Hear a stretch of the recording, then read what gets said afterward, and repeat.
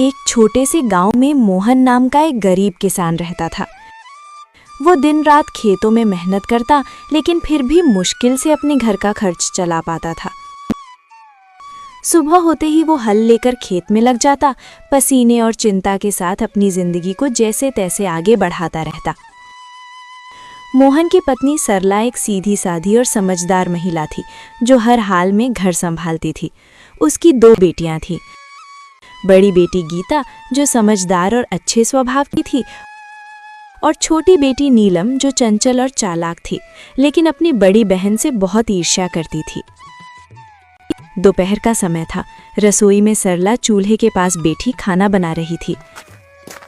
गीता उसके पास आकर चुपचाप सब्जी काटने लगी। गीता बेटा, तुम हर काम इतनी लगन से करती हो, सच में तुमसे घर संभल जाता है। माँ, ये तो मेरा फर्ज है।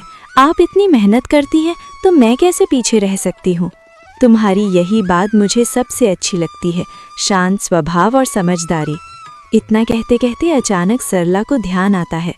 अरे, नीलम कहाँ है? सुबह से दिखी ही नहीं। नीलम, ओ नीलम! सरला जोर से आवाज लगाती है। कुछ पल सन्नाटा रहता है, फिर तेज कदमों की आवाज आती है। नीलम गुस्से और चिड़चिड़े अंदाज में रसोई में अंदर आती है। क्या है माँ, इतनी जोर जोर से क्यों बुला रही हैं? मैं कोई खाली नहीं बैठी थी। बात करने का ये तरीका है? मैं बस पूछ रही थी कि तुम कहाँ थी।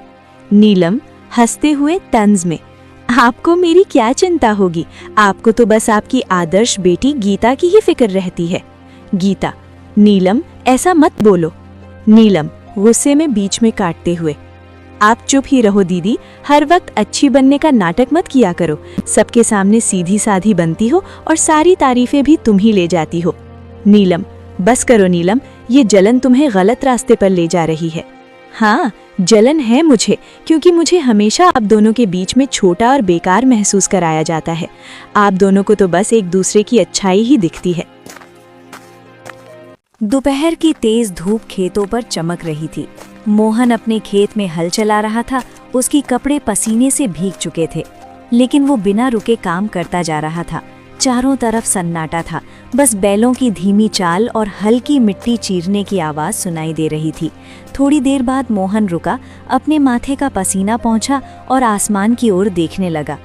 हे भगवान, इस बार तो दया कर देना। हर साल की तरह इस बार भी अगर फसल खराब हो गई ना, तो घर चलाना मुश्किल हो जाएगा। बच्चों की जिम्मेदारी है, घर का खर्च है। कब तक यूं ही जैसे तैसे चलता रहेगा? वो गहरी सांस लेकर फिर आसमान की ओर देखता है। बस भगवान, इस बार कोई मुसीबत मत आने देना। बारिश समय पर हो जाए, फसल अच्छी हो जाए, ताकि मेरे बच्चों को थोड़ा अच्छा जीवन दे सकूं। इतना कहकर वो फिर से काम करने लगता है। तभी दूर से कोई आवाज लगाता है। अरे मोहन!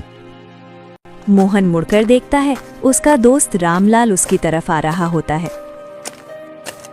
क्या बात है भाई, आज तो बड़े सोच में डूबे हुए लग रहे हो। क्या बताऊं रामलाल, किसान की जिंदगी ही ऐसी है। मेहनत तो पूरी करते हैं, लेकिन सब कुछ ऊपर वाले के हाथ में होता है। बिल्कुल सही कहा तुमने। इस बार तो मौसम भी कुछ ठीक नहीं लग रहा। कभी ज्यादा धूप, कभी अचानक बादल। हाँ, बस यही डर लगा रहता है। अगर समय पर बारिश नहीं हुई तो सारी मेहनत बेकार चली जाएगी। लेकिन मेहनत करने वालों का साथ भगवान जरूर देता है। देखना, इस बार सब अच्छा होगा।